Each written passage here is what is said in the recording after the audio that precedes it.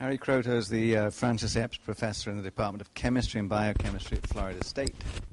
He was awarded the Nobel Prize in Chemistry in 1996 for the discovery of C60 Buckminsterfullerene. Started the Vega Science Trust in 1995 and most recently started the Global Education Outreach in Science, Engineering and Technology so that he could call it GEOSET, obviously. Thanks a lot, and thanks for the invitation back to the West Coast. I think the war's been going a long time, and it's still not won, and I think it's the main war that there's ever been. And as I say, it goes back even before then. So welcome to the USA, the unenlightened states of America. There's a book, Common Sense. I haven't read it, but I don't think we need common sense anymore to survive. And one example is I think science has been so effective that it's hoist on its own petard. I think just one example from my particular childhood to give you an idea of how things have changed. This is my Focalender camera. I had to put it in the dark. I had to work out the exposure meter, change the iris settings. Focusing was an issue. Unloading in the dark, put it in there, put this in, hang it up, print it, do all this. Hang it out, and then I got a picture. It's hard to believe that that was me, I know. Okay, but there you go. But today, that's all it is. And just imagine, all throughout all our technology, that sort of thing is happening. And so what has happened, I think dogma has filled the gap. Okay. Well, the unrepresented states, if we look at Sweden and Norway and these countries, about 50% of people are basically agnostic or atheists. Britain actually is just below there, on around 31%. But where is the USA? Must be there somewhere. Yeah, there we are. And I think that's a serious issue for the USA, as I'm hoping to show you. Norway, Norway's probably got the most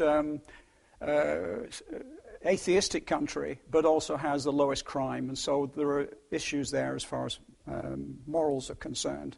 As far as politics are concerned, are we represented? No. This is a rundown. I don't know quite what the International Church of the Foursquare Gospel is, but anyway, they have one person on. I'm sure we're bigger than that outfit, but nevertheless, unrepresented. The judiciary, well, you all know, it's really heavily weighted towards religion at the present time. What about TV? Well, there's so many God channels, I have no idea, but 1,600 television and radio stations. Those are the issues that we face. Fox TV, there's a wonderful article in Mother Jones many years ago with a wonderful statement, as you see, about Murdoch. He didn't pay a penny of tax in the UK. He's a brilliant, astute financier, but he's very happy with his newspapers to actually slate people who are on the dole in the United Kingdom. Anyway, in response to the fact that many scientists do not believe in God, I understand 92% in the US National Academy, this is incredible statement. Isn't it strange that such intelligent people have a problem with faith? This is the person who apparently made that comment. Star Trek is an interesting one. Gene Roddenberry was really a humanist and atheist, very strongly so. And this came through his programs whilst he was alive. The rational spirituality was a very important aspect. And he was sort of evangelist for humanism. It's changed since he's dead. The next generation starts to bring in mystical and religious issues, and is treating it in a very, very different way from the way it was treated before. The mega churches, well, here we have Austin's Lakewood Church, $72 million a year.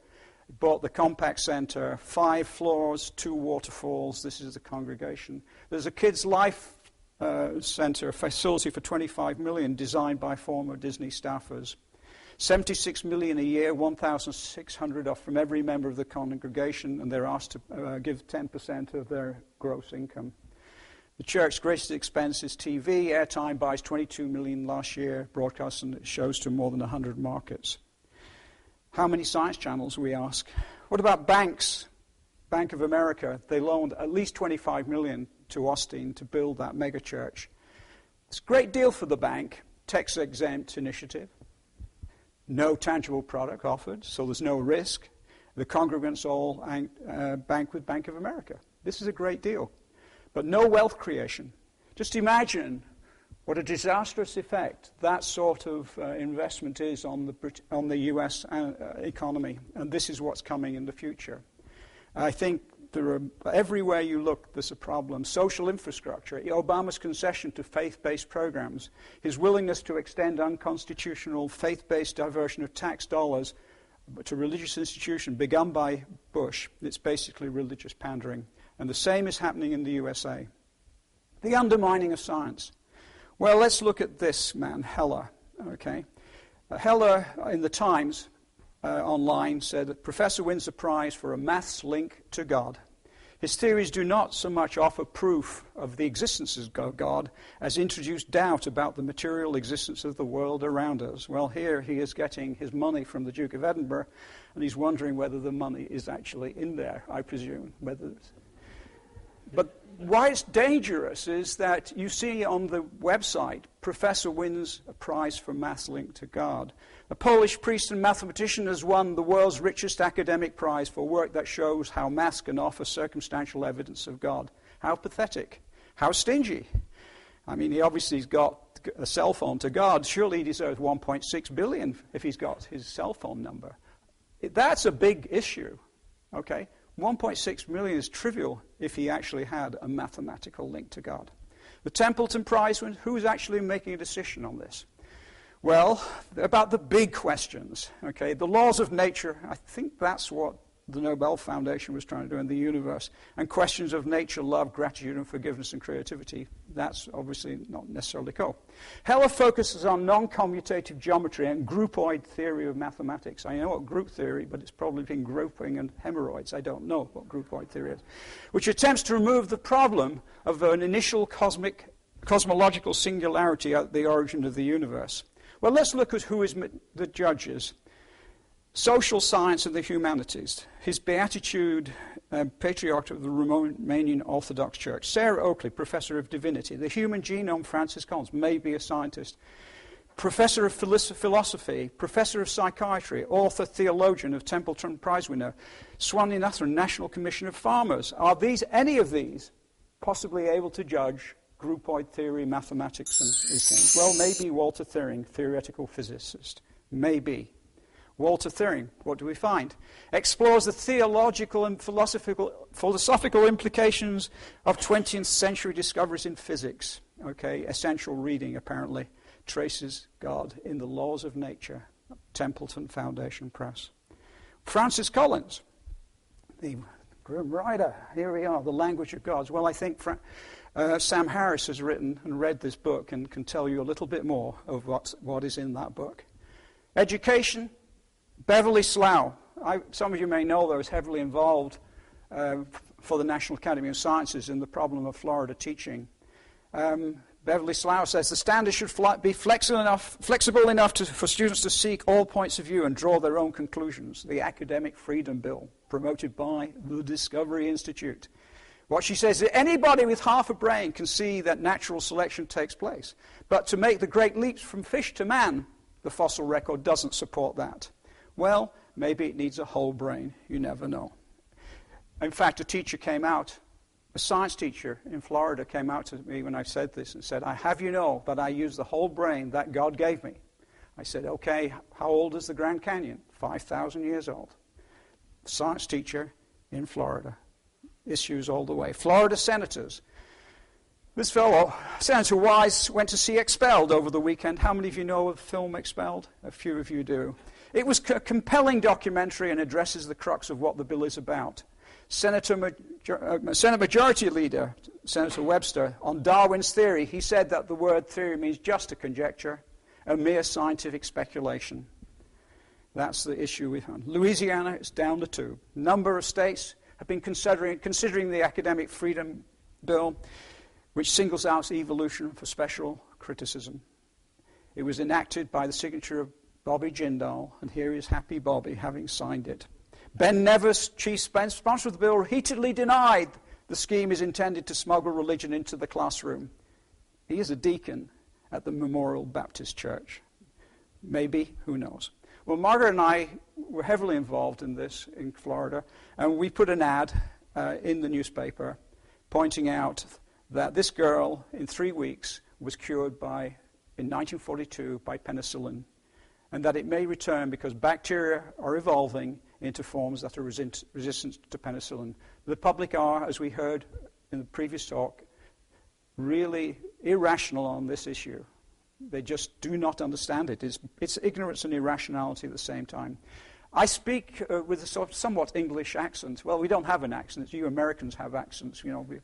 But I call it evolution. And in fact, they think I was saying evolution about creationism. Well, I'll take that. I wasn't trying to be humorous at the same time. But basically, I love this guy because he seems to have more genes in common with me than these guys seem to have. Well, what about books?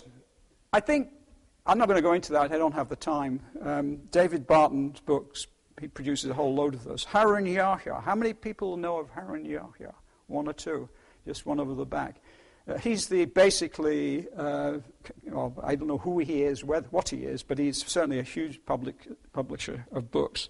Why Darwinism is incompatible with the Quran. Here, loads of books all about creationist issues. He appears to be in prison. I don't know whether this is correct, but I'll leave you to look at Google as to why he's in prison, because I'm not sure about it.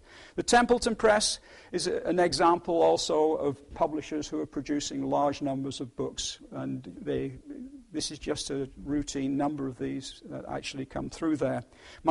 They do have books on love and all these other things, but basically the overwhelming weight of them are on books with that on the front page. My favorite is, how large is God? Well, basically the answer is something like that, which is certainly big. The publication catalogue that's one page, and there are 8 similar pages of it. Some of you may know that I've been somewhat involved in the UK over the last few weeks in what's called the Rice Affair. The Reverend Rice is an ordained minister who, a year ago, I advised the president that it was not a good idea to have an ordained minister as the director of science education for the Royal Society.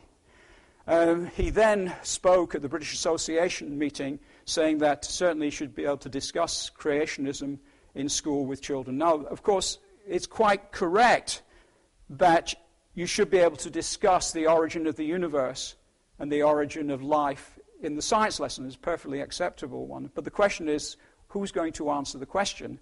And it seems to me there's a problem for an ordained minister, because to me and to many people, it doesn't matter if the earth was created 10 to the 4 years ago or 10 to the 10 years ago. After all, it's only a factor of 6, isn't it, really? Unless you know something about indices. But it's irrelevant. What can an ordained minister say in the church? Can he have his cake, his religious cake in church on Sunday, okay, and on Monday in the classroom present the scientific cake? I don't think you can do that. It is a problem. I don't disagree with that, but it is a problem for an ordained minister. And I don't know how to rationalize that. Well, Margaret managed to get me an invitation. We were going to Cincinnati, and the students said, you know, come, you're invited by the students. What would you like to do? I'd like to go to the Creation Museum in Kentucky. They teach young children that the Grand Canyon was carved by Noah's flood, 5,000, by factor of 10, 5,000 years ago. And here is Noah. And you know, he was Scottish. Because this guy is actually saying, we've got to build a big boat, you know, up here, right? I don't know what the Scots have to say about it. Humans and dinosaurs inhabited the earth at the same time, so clearly they rode them and they had on with saddles. And basically, it's based on impeccable research, however. There it is, the Flintstones are responsible. And there is Fred Flintstone riding a dinosaur. Now, it's interesting, as someone pointed out to me, that the Flintstones are very popular, and it softens the kids up to accepting this nonsense. Okay? Just as Disneyland is softening the kids up to an irrational viewpoint at Osteen's Church in Houston. So I think we now really have to think about some important issues. And of course, it's Bertrand Russell, who really, every time I read anything, I think he's just fantastic. I think it's something about intellectual integrity. I mean by intellectual integrity the habit of deciding vexed questions in accordance with the evidence or leaving them undecided where the evidence is inconclusive. I think we have to develop global citizenship. We've got to stress the humanitarian aspects of science, the penicillin and various other things of this nature. Apartheid was defeated by global citizens, people who overall, throughout the globe, managed to do something about it. And I think the irrationality out there needs to be done the same. We've got to hammer away at humanitarian issues. This little child has malaria. I've been working with young kids all over the world, in Mexico, in Malaysia, in Iceland. And I think there are organizations like INES who are doing the best they can, basically to try to have a global network of responsibility. And I think they focus on disarmament. I think we've got to make sure that young physicists do not create more efficient bombs. I think chemists should not be making napalm. I don't think engineers should be making better landmines. Those are the things that we have to get involved with. I set up the Vega Science Trust many years ago now to address these problems, and we've made 150 programs, and it's a fantastic website with people like Richard Feynman on it and others as well. But I've set up also in Florida global educational outreach for science, engineering, and technology. I think it really is taking into account new technology, using the internet, capture station technology. Basically, the idea here is to set this website up so that scientists themselves can do the things that they're good at. They can do videos and produce downloadable teaching material on algebra to Florida, downloadable material. We can work from Florida across the world, twice to India now, 6 times to the UK, to Iceland, Venezuela, and San Francisco. I'm hoping that others will do the same from all over the world. That's what we can do, and I think we'd better do it. If anybody's interested, geoset.info is the site. But it's actually an interesting world, and that is 3 incredible breakthroughs: Wikipedia, YouTube, and Google. And I think we need to look at the dynamics of that very carefully. And what I did think about a few years ago is called the square world, the square where we all come together and discuss these things. And then just a few weeks ago, a young man in Brighton, some of us will recognize Brighton, Steve Leroy. Hey, Harry, I'm not sure you remember me, but I'm currently a DPhil at Sussex. You taught me as an undergraduate. I'm interested in the science and religion interface as a consequence of the work of Dawkins, Dennett, Hitchens, and the reason for this email, Sam Harris's work with the Reason Project. I just wanted to say hello and volunteer my service to be involved in any way I can. How many young people there are around the world? And I think the internet, Google, YouTube are the way forwards. Margaret and I just paid for Free Thinkers Square, and he's working on this. This is his site, and the things that he wants to work on. I think there's a really good chance that Sarah Palin could be president, and I think that's a really scary thing, because I don't know anything about her. I don't think in 8 weeks I'm going to know anything about her. I know that she was a mayor of a really, really small town, and she's governor of Alaska for less than 2 years. I just don't understand. I think the pick was made for political purposes, but in terms of governance, it's a disaster. You do the actuary tables, there's a 1 out of 3 chance, if not more, that McCain doesn't survive his first term, and it'll be President Palin. And it really, we was talking about it earlier, it's like a really bad Disney movie. The hockey mom, I'm just a hockey mom from Alaska, and she's the president, and it's like she's facing down Vladimir Putin, and using the folksy stuff she learned at the hockey rink. It's absurd. It's totally absurd, and I don't understand why more people aren't talking about how absurd it is. It's a really terrifying possibility. The fact that we've gotten this far and we're that close to this being a reality is crazy. Crazy. Did she really? I need to know if she really thinks dinosaurs were here 4,000 years ago. That's an important. I want to know that. I really do, because she's going to have the nuclear codes. I want to know if she thinks dinosaurs were here 4,000 years ago, or if she banned books or tried to ban books. We can't have that. These kids, if we can link them together, can pull together that sort of rational, that sort of precise incision into the stupidity of what's going on at the present time. And we're trying to work on that. Just 2 things. Enron's big mistake. They promised payback in this life. What a bunch of dummies they were. I mean, basically, I end this one because I do think this is my favorite poster. I'm an alien creature. I was sent from another planet with a message of goodwill from my people. The message says, "Dear Earth people, when you finally at last destroy your planet and have no place to live, you can come and live with us. And we will teach you how to live in peace and harmony. And we will give you a coupon good for 10% off all deep dish pizzas to, sincerely, Bob." The three issues: destroy your planet, peace and harmony, but I suppose the main thing is the deep dish pizzas. Okay, at least he's got a sense of humor. Thanks a lot.